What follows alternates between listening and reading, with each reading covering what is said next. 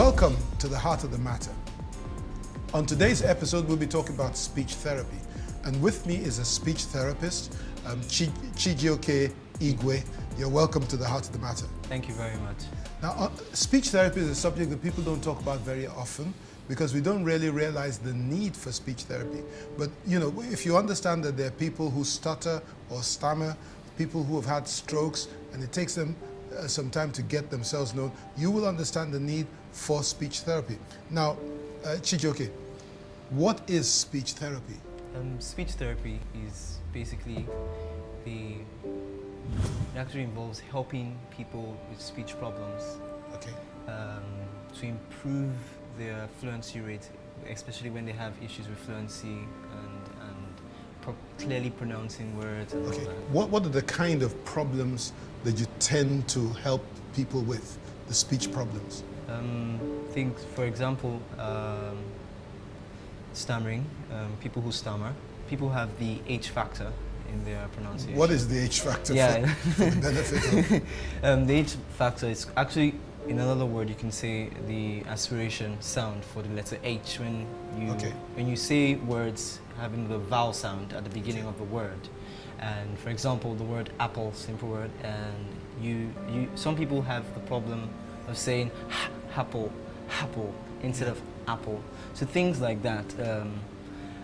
That's actually part of speech therapy. Speech therapy. You know, when I was a lot younger, we were taught about the silent H and so on. And a lot of people have just switched around. So when it should be silent, it is not silent in hotel, but it is silent in okay. But some of it is teaching. It's just simply that they were taught wrong. So you're helping people with things like the H factor. What else? Like I said, stammering. Yeah. And then cluttering. I'll explain what that is. For example, if you're going to say the word ask, A-S-K, different from the word axe, A-X-E. That's actually cluttering, when you're exchanging a sound for a particular word and put it in another word and making it sound like it's this other word. Especially when it looks like the pronunciation for both of them are alike. So things like that, cluttering. Okay, now that you mentioned this, I find that I listen to people and they don't ask, they ax. Exactly. But somehow, isn't this because they hear axing all the time and they think axing is the right way to say it? Could that be part of the problem? Yes, actually, this could be part of the problem. Also, apart from that, most people find it difficult to do the consonant letter combination of K and S and S and K. Okay. So sometimes... Give me an example of that. For example, if you have the word T-A-S-K, task. Task. And you tax.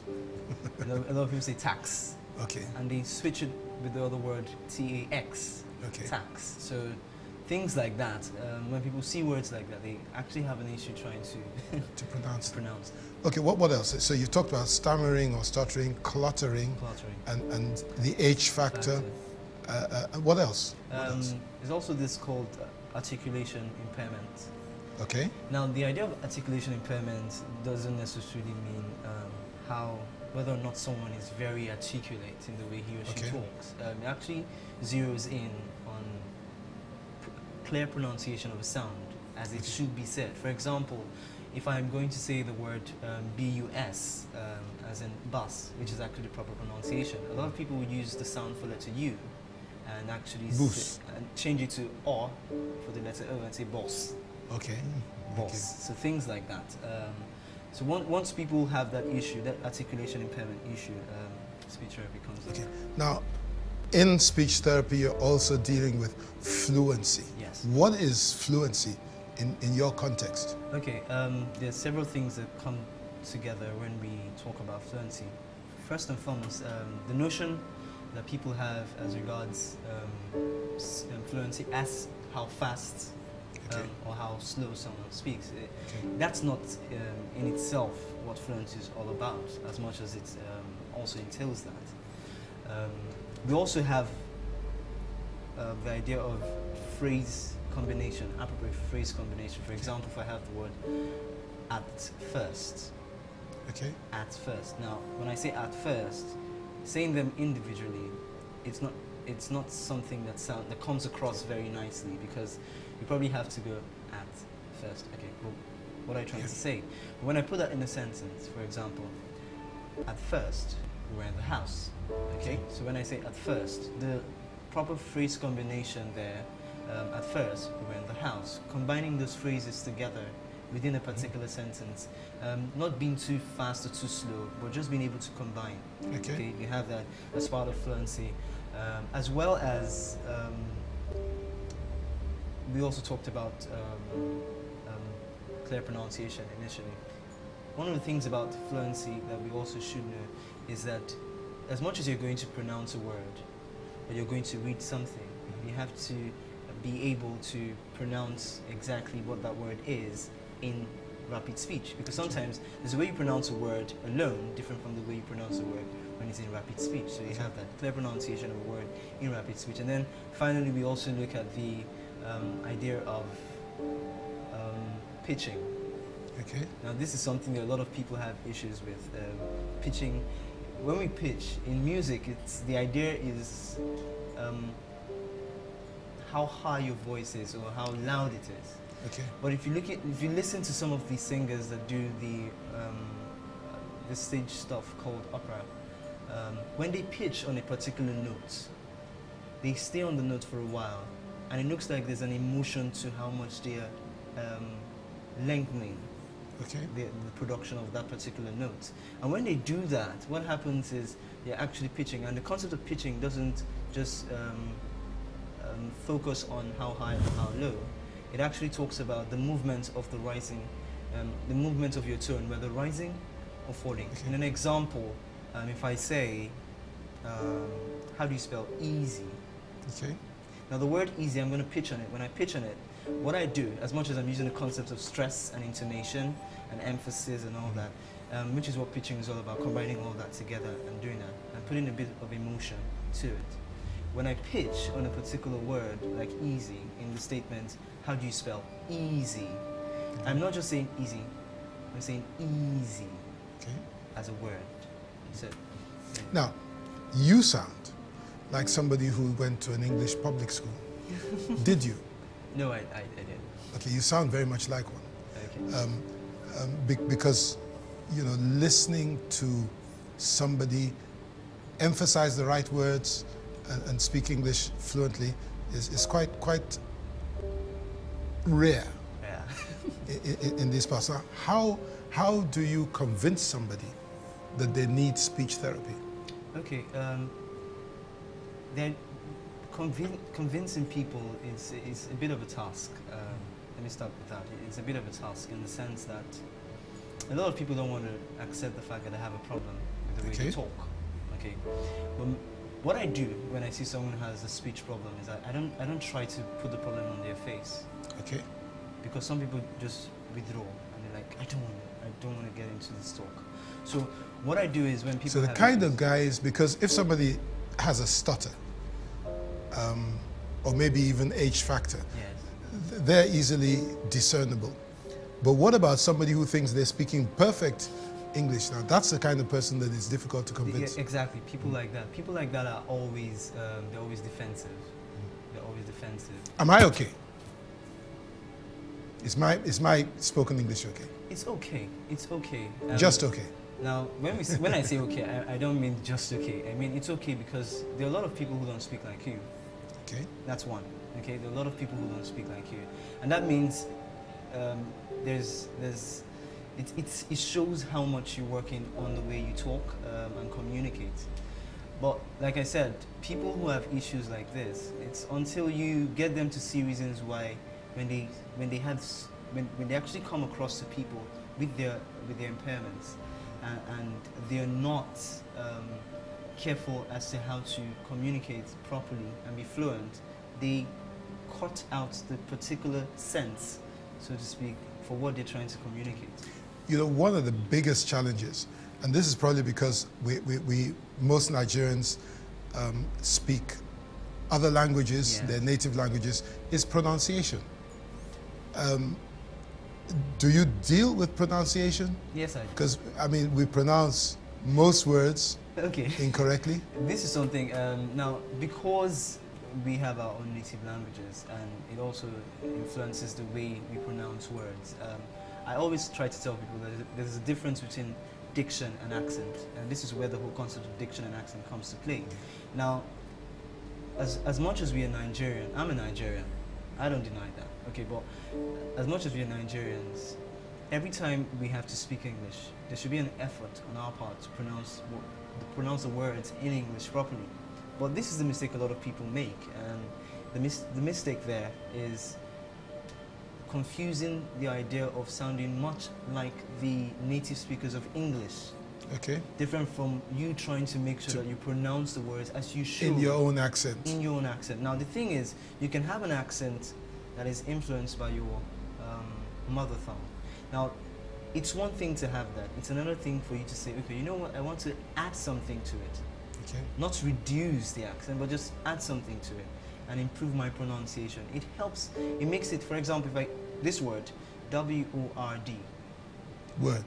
And W-A-R-D. Word. Now, a lot of people who are not native speakers, for example, we Nigerians and Africans, we say the same thing. We say the same thing. And to the native speaker, when you pronounce the word as word, yeah, and then you say word as word, and you putting it in a sentence, what you have there is they won't understand what you're saying.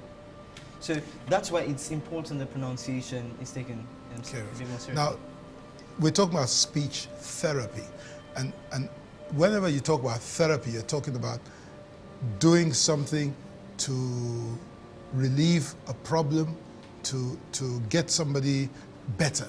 Okay. Now, take the stammerer.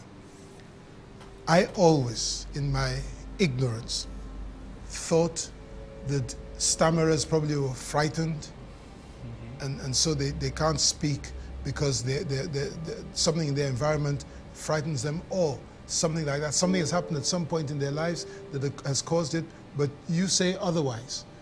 What makes one stammer, and what can you do to help a stammerer? Can it be cured? The question of whether stammering can be cured is something that has been debatable over the years. Now, stammering has no cure. But this is what is been realized over the years, that for most stammerers who actually overcome the stammering doesn't really go. It's there, but it's more reduced.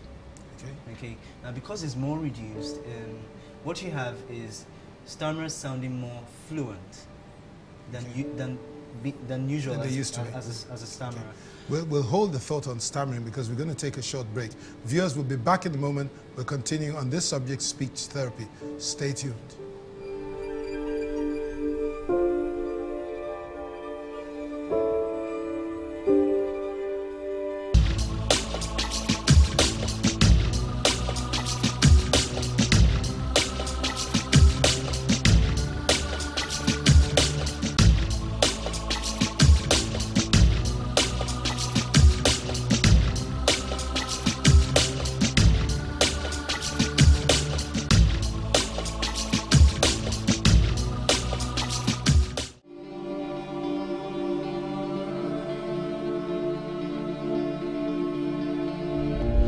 Welcome back to the Heart of the Matter, where we're talking speech therapy with Mr. Chijioke Igwe.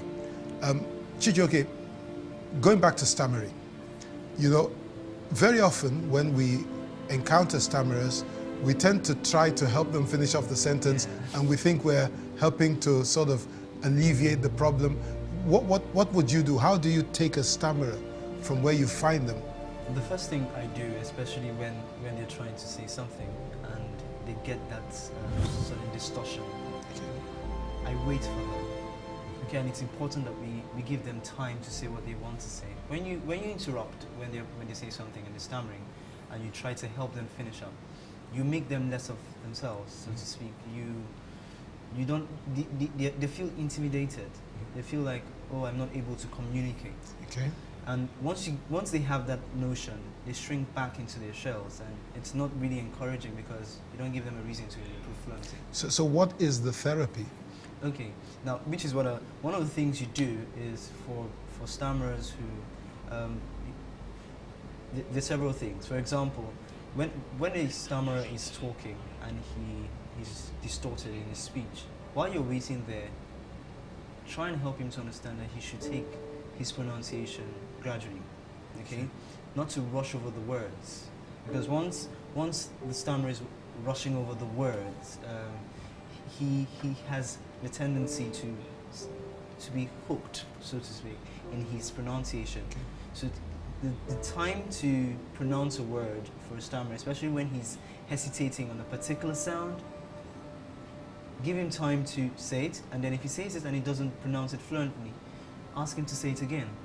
Okay. Or you can pronounce it, give him the pronunciation once he's done, not while he's trying to say the word. Okay. Give him the pronunciation of the word, and then ask him to say it again. Okay. Now, because he's more relaxed, haven't heard the proper pronunciation, he will give you the proper pronunciation. So what's the kind of success rate that you've had so far with stammerers? The stammerers, the success rate has actually, I'll take for the child that I take presently, wonderful child. The success rate for him has been, in the space of 2 months, he's actually improved. Normally he will speak very, very fast when he's talking. Okay. But these days he's learned to slow down a bit and take his words gradually and focus on being fluent. Okay. So the success rate there has actually been something that's been steady, although it takes time. Takes time to actually achieve that, and a lot of patience and energy. Okay. You know, Now, talk about people that have had strokes. A lot of stroke victims have speech impairment. Yes. How do you help them? Now, there are a lot of factors that come into play when it comes to helping people that have strokes. One of the things that one needs to realize is that, first and foremost, these individuals are trying to get back on their feet, okay? And you need a lot of encouragement, okay? Especially if they're going to say something. Now, for most of the stroke patients, especially when their condition is very severe, when they really cannot take their words one at a time, when it's actually heavy, it's important that, like all the stammerers who are not stroke patients, that you give them time to say their words and encourage them to not be afraid of saying something, because some of them can be afraid, thinking that when they try to voice out whatever they have in their heart, they might get the condition, their former condition, back on them, you know, things like that. So it's important that they have a lot of encouragement, that they can actually do what they can do as regards speaking and pronunciation.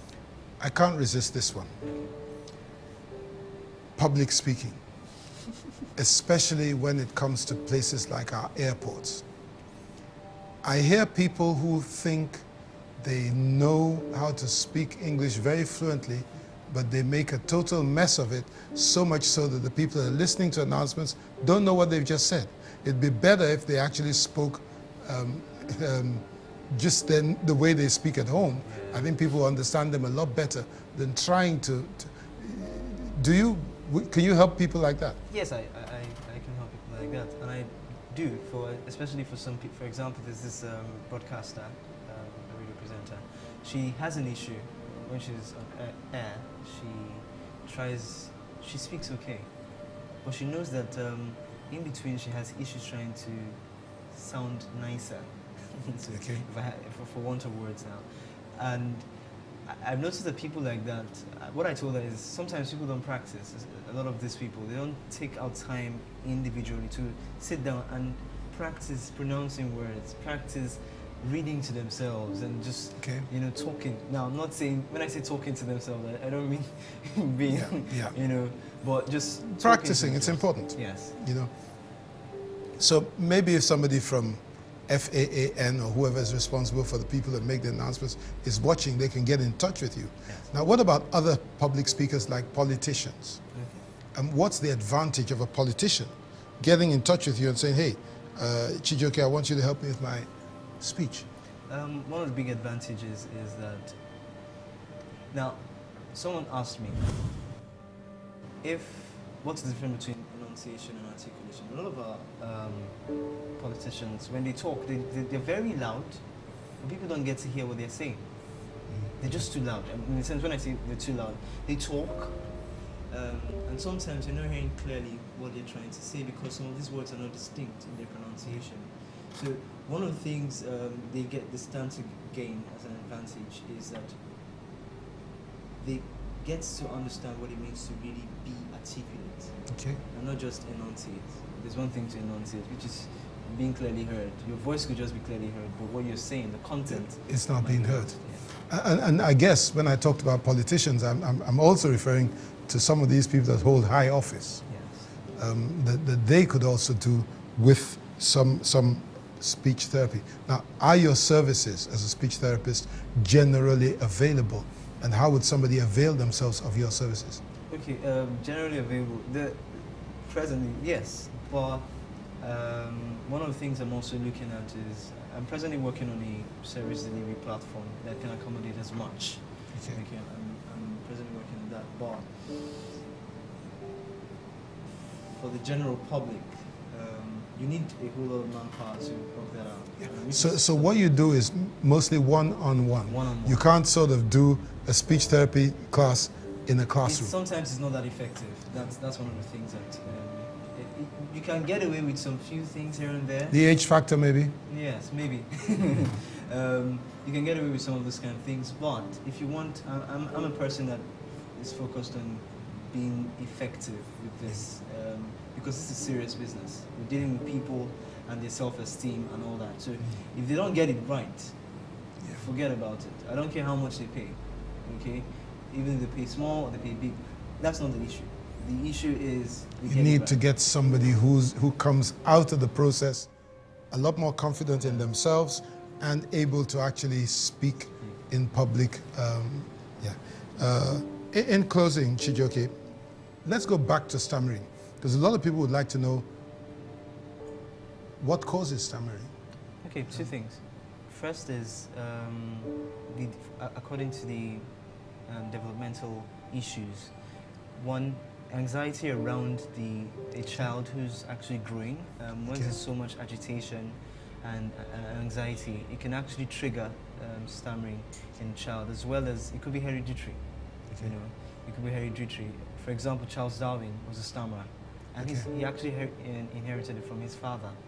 And then you also have the issue of the nerves. Once there's excess. I also remember the film that was done about the King's Speech. King's Speech. Yes.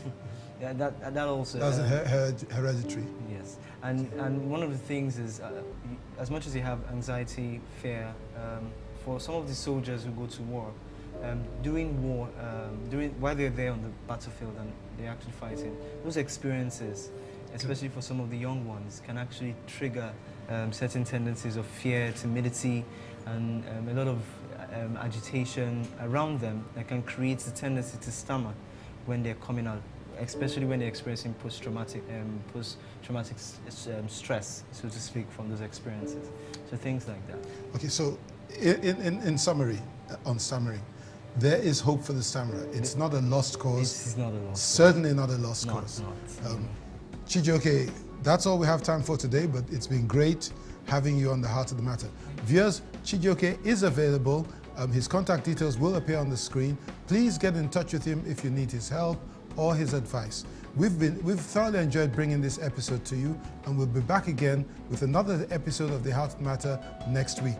Until we meet again, stay blessed.